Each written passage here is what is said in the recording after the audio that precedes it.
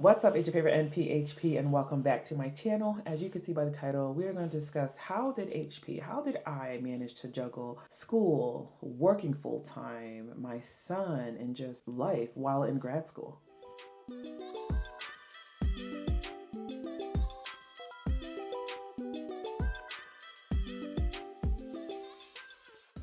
So jumping right into it, let's discuss work. So I did work full time and I worked 3 days a week, 7P to 7A while going back to grad school or while in school. And 6 months to a year leading up to starting grad school, I made an effort to save as much PTO as possible so it will be available for use while in school because I had to work full time. I had rent, I had a car note, I had bills due, so I had to work. At the same time, as I mentioned in my previous video, my manager was aware of my goals of becoming a nurse practitioner. When I went back to school, she made an effort to always reach out to me if I needed time off. Like if we were overstaffed or it was slow that day, she'll call me, she'll text me like, hey, do you want today off? I was always offered that, and God bless her. Thank you, Jill. Shout out to Jill, because she helped a lot through my journey in grad school and working full time. When I ended up pregnant with my daughter, my last year in grad school, same thing.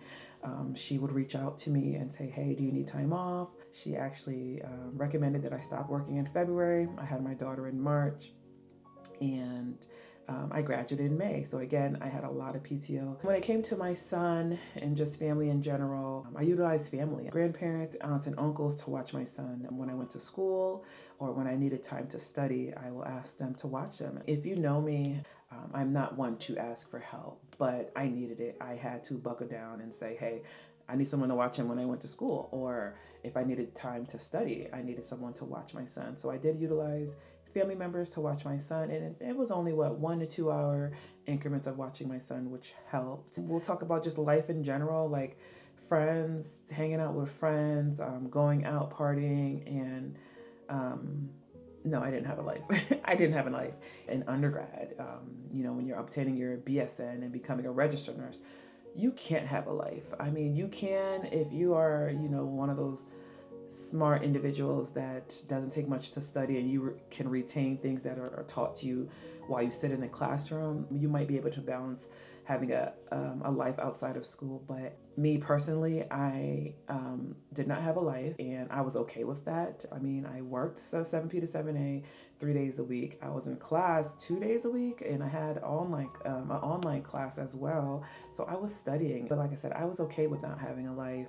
I didn't feel any type of way if I was missing out on a party, because my priority was getting good grades and getting through school at that time. You just have to come to terms and be accepting of sometimes you will miss out on the parties and the gatherings, and you have to be okay with that. You do truly have to be okay with that.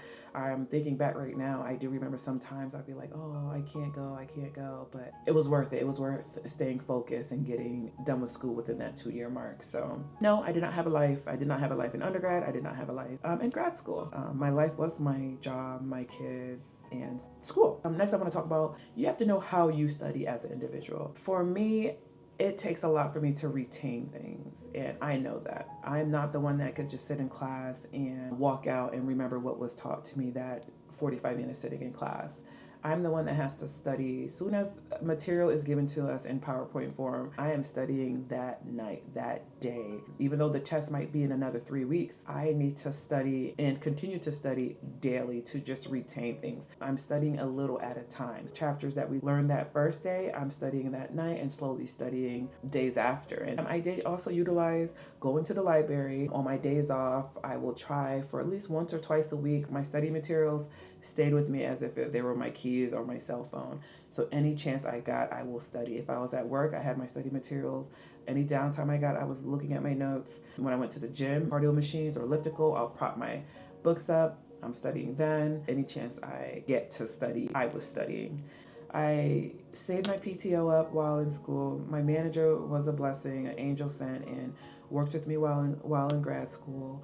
Life, I didn't have a life, and I was okay with not having a life during school. And I utilized family, and I made an effort to go to the library once or twice a week. So those are the ways that I was able to manage life, work. Well, I didn't have a life, but manage work, family, being able to study to get good grades in school. So let's end this video with a Bible verse. Today's Bible verse is Proverbs 16 verse 3. Commit to the Lord whatever you do, and he will establish your plans. This verse just aligns with what I just discussed. I brought to the Lord my plans of becoming a nurse practitioner, and the timeline and goal that I set for myself. And He made it work, He made it happen, but I brought it to Him. I prayed and every single day for guidance, for help. And when I tell you He made it happen, I could sit here and say grad school was so easy, but it wasn't me. It wasn't my own strength. It was the Lord's strength that had guided me through this time of my life, working full time, having a son, ending up pregnant my last year,